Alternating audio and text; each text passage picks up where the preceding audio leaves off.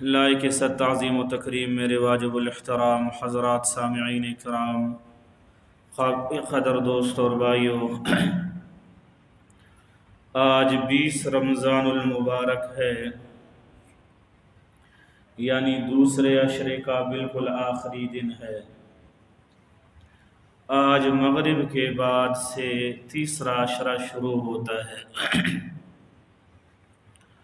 بڑے خوش نصیب ہے وہ لوگ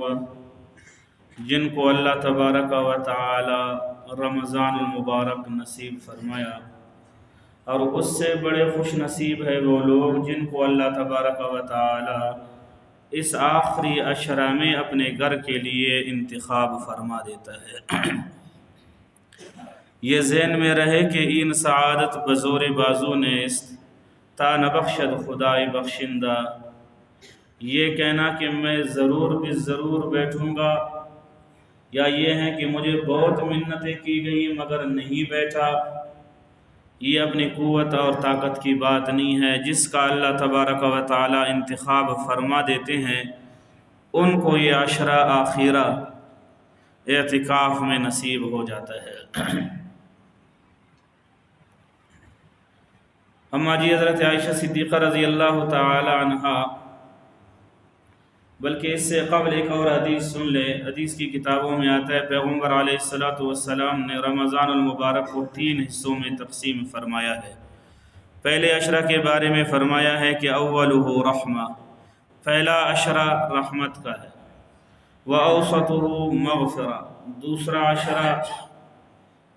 یہ مغفرت کا ہے، وَآخِرُهُ عِتْقٌ مِّنَ النَّارِ، تیسرا عشرہ جہنم سے آزادی کا ہے۔ اما جی حضرت عائشہ صدیقہ رضی اللہ تعالی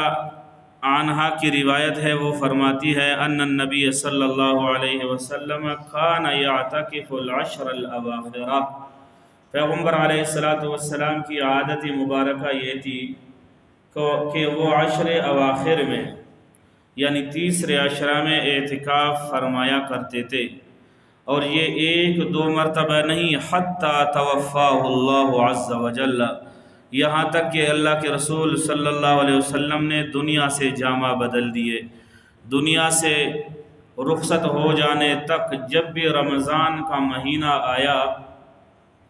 اللہ تبارک و تعالیٰ کے پیارے پیغمبر صلی اللہ علیہ وسلم نے عشرہ آخرہ میں اعتکاف فرمایا۔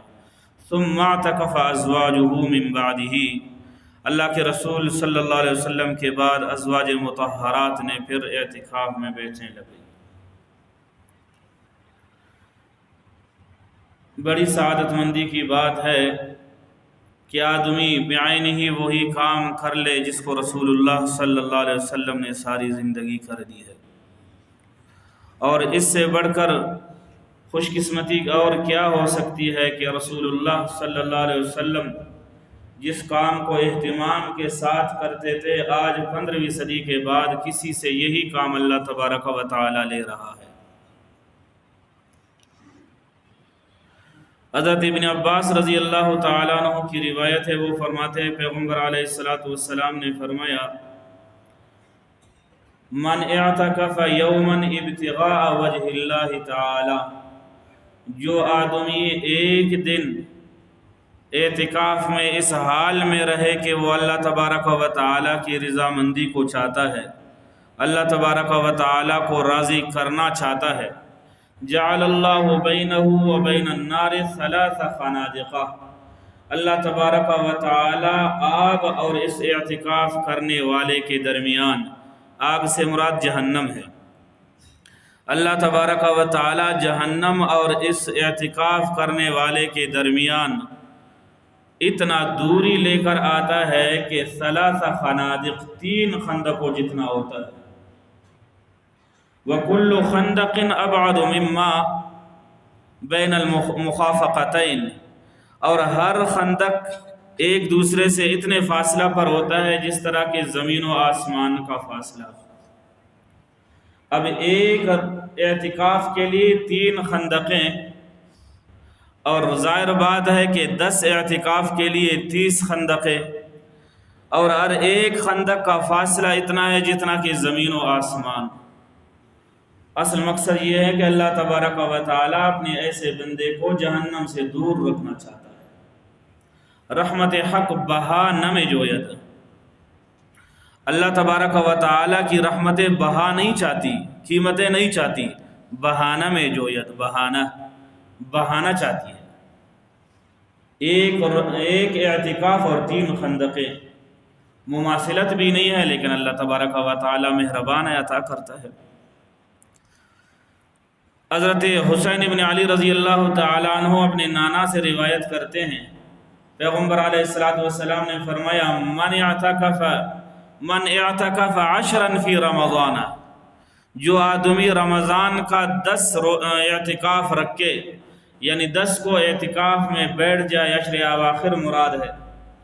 کان کحجتین و عمرتین،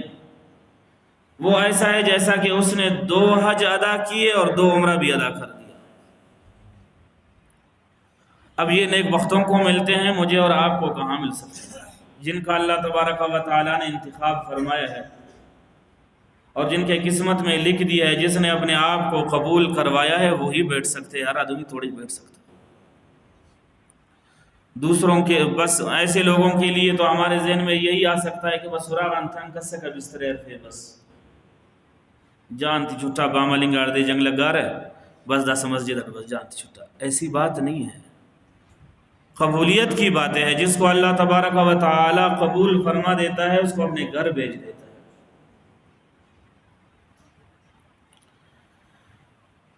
اللہ کے رسول صلی اللہ علیہ وسلم اس عشر آخرہ کا اہتمام اتنے فرماتے